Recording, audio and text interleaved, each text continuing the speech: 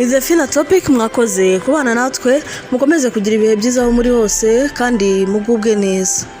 Uyu munsi rero tugiye kugaruka ku busobanuro bw'izina Monica cyangwa se Monique. Niba witwa Monica ndagushuje cyane aho uri hose ukomeze kugira ibihe byiza kandi ugubwe neza. Monica ni izina rihabwa umwana w'umukobwa rifite inkomoko mu Gifaransa n'Ikilatini risobanura umujyanama.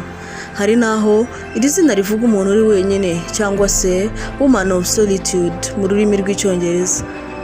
Ni izina ryandikwa bitandukanye bitewe n'aho uturuka cyangwa se uko nyiraryo yifuza kuzajya ryandika. Ba Monica bakunze kurangwa no kwihambira cyane ku byo bakora, bagirirwa icyizere ndetse n'abantu bazi gusesengura. Monica ni umuntu uzi gutoza abandi, mbese ushaka ko abantu bumva neza wabaha Monica akabatoza kuko agirirwa icyizere kandi akaba ari umuntu uzi kwisanisha ahantu hose ageze. Monica ni umuntu uvuga make nubwo azi byinshi cyane ariko avuga bikeya cyane kandi aragorana mu guhitamo inshuti kuko azi kureba cyane niba hari izimubeshya cyangwa se izimubwiza ukuri. Ni umuntu uzi kwihambira cyane ku kazi, ntabwo Monica apfa gucika intege.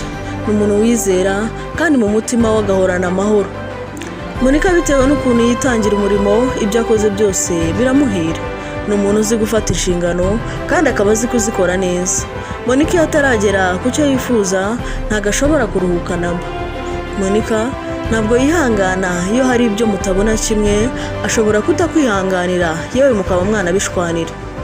Monica akunda akazi gakozwe neza, agakunda imyitozo ngororamubiri, agakunda inyamaswa no gutembera mu busitani, akaba ari bwo yumva atekanye. Mu buzima bw'urukundo Monica aragoranye cyane ku buryo ashobora gutandukana n'uwo yakunze kubera communication iri hasi cyane. Yanga yuko wakunda yamubwira nabi, akanga kandi kubazwa ibibazo byinshi mu rukundo dore ko nawe atajya apfa kubibaza. Ubwo bwari ubusobanuro bw'izina Monica cyangwa se Monique twagarutseho uyu munsi. Nawe wifuza ko tugusobanurira izina jya hasi muri comment section utubwire tuzarigarukeho ubutaha. Mwakoze mukomeze kugira ibihe byiza.